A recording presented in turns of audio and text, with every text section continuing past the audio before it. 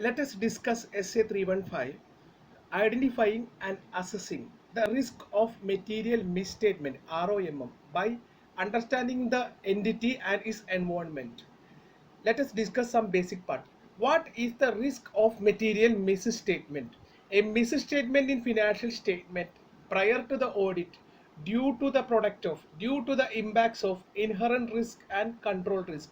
Inherent risk is a risk which is attached to the entity and the environment in which it operates, which cannot be curtailed or reduced by manual intervention. And control risk is related with internal control, which is designed, implemented, and maintained for some particular object or purpose, where failed to do so will result in a situation of risk of material misstatement. Abbreviation is ROMM, which is a product, which is a combination of both inherent risk and control risk. ROMM is equal to the inherent risk plus control risk. Let us move into the standard part. What is the object of this standard? The object of this standard is to identify, after identification, assess the ROMM, risk of material misstatement, into high category, low category, and medium category. What is a high category of ROMM, risk of material misstatement? If internal control risk is high and inherent risk is high, the combination will be the high ROMM. And conversely, on opposite way, where the inherent risk is low and control risk is also low, where leads to a situation of low ROMM. In case where high ROMM situation, auditor required to apply more substantive audit procedures than the low ROMM. This standard also require the auditor for the how he responded for the assessed risk. Apart from this, let us move into the definition part. What is an assertion, which is discussed in many parts of this standard? Assertion is a representation by the management, either expressly or implied manner. Those representations were embodied in the financial statement. Next is, what is a business risk? Business risk is resulting from significant events, conditions, circumstances, or actions or inactions which have an adverse impacts on entity's goals to achieve its object. And what is internal control? Internal control is a process that process is designed, implemented, and maintained by the management or TCWG for following two purposes. Purpose number one, to obtain a reasonable assurance of entity achieve its object.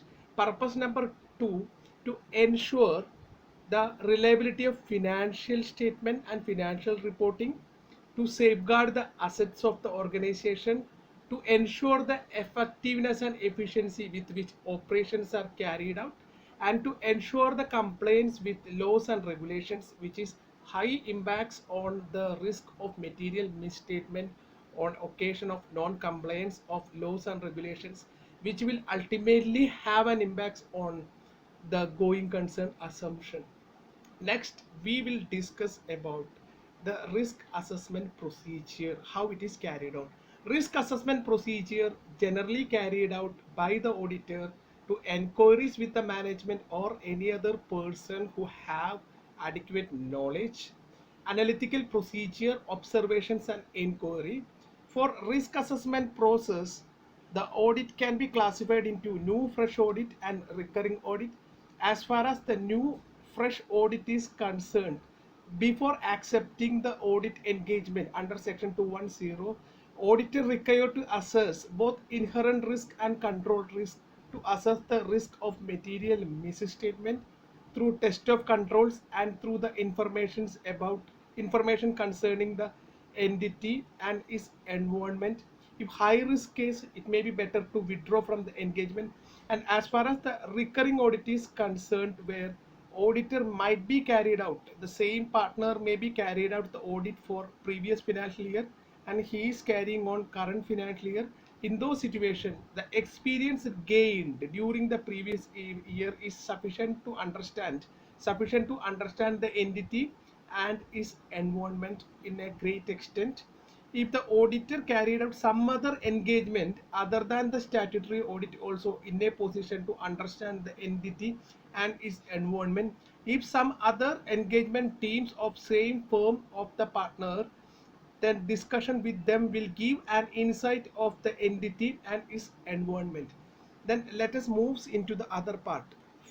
The next part is discussed with how to identify the entity and its environment.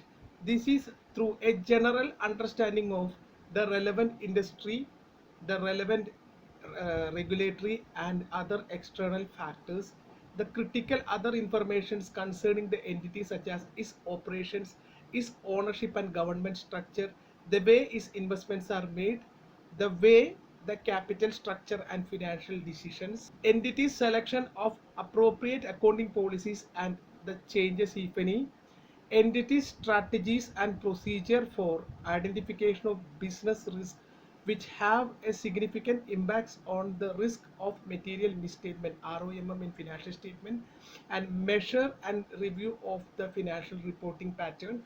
All this will gives an insights into the entity and its environment. Next we will move into the other area of control aspect. Auditor should understand those controls which are relevant for the purpose of his audit. Only those controls. Mostly most of the controls are relevant to the audit are centered around to the financial reporting. However, all the controls which is centered around to the internal control system is not relevant for the purpose of audit. Next, evaluation of the designs of the internal control system. The first stage of internal control is design of internal control system.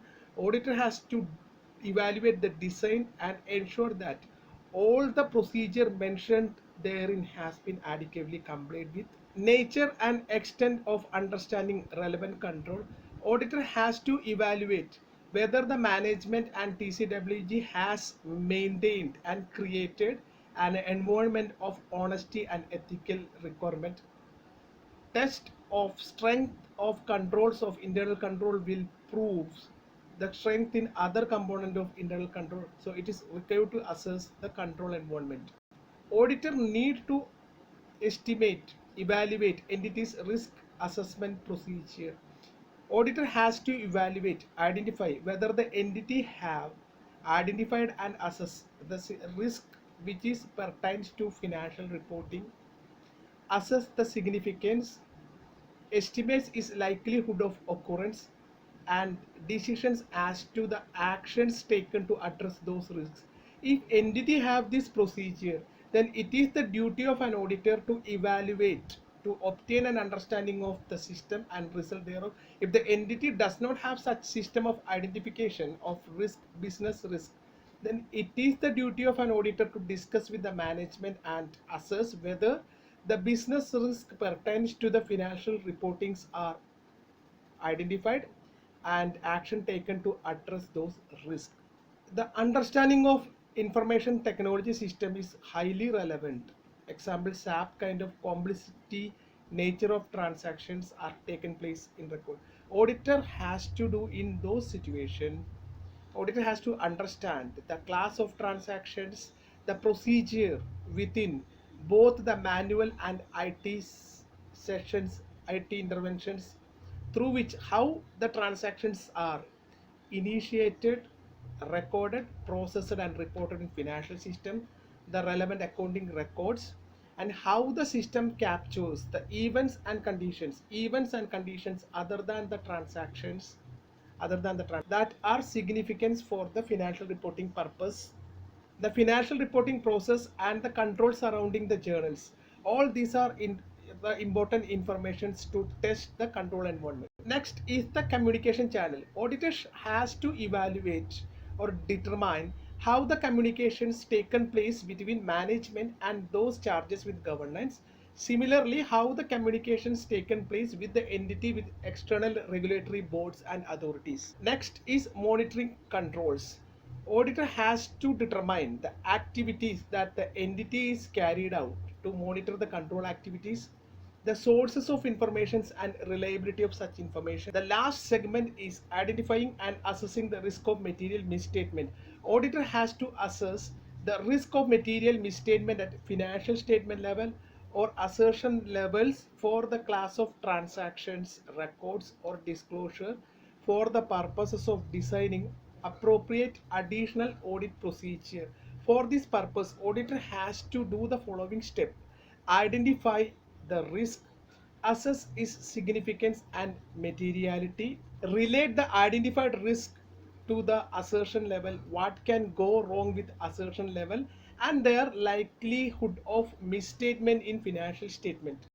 Risk which requires auditor special attentions. Following are the risk.